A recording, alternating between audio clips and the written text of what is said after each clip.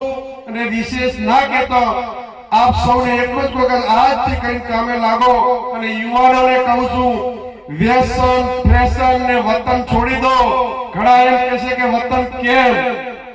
વતન એટલા માટે કે આપણા પૂર્વજોની જે જમીન હોય એમાં ઘણા ભાગ પડીને જમીન થઈ ગઈ।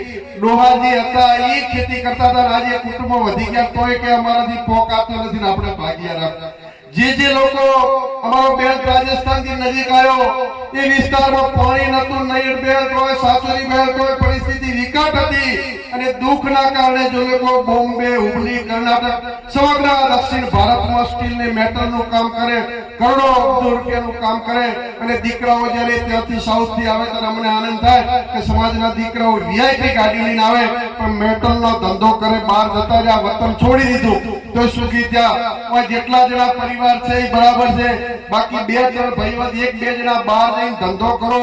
માત્ર ને માત્ર ભુવાજીઓને પણ વિનંતી કરું છું કે આપ આશીર્વાદ આપો અને જેટલા ભુવાજીઓ છો એ સમાજને આશીર્વાદ આપો અને નવા યુવાનીઓને ખૂબ ભણવાનો શોખ મૂકી અને ધંધે લાગો, કારણ કે આપણે વ્યસન ને ફેશનમાં તમામ સમાજો પતી જાય છે।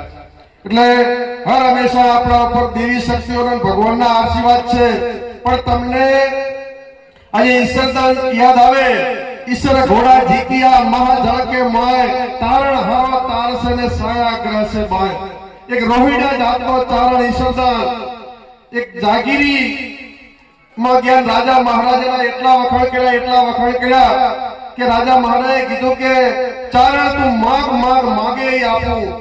પરંતુ એ રાજા મહારાજના પીતાંબર ભટ્ટ હતા, એમણે માથું હલાવ્યું ત્યારે રાજાએ પછી મોકૂફ રાખ્યું અને ઈશ્વરદાનને થયું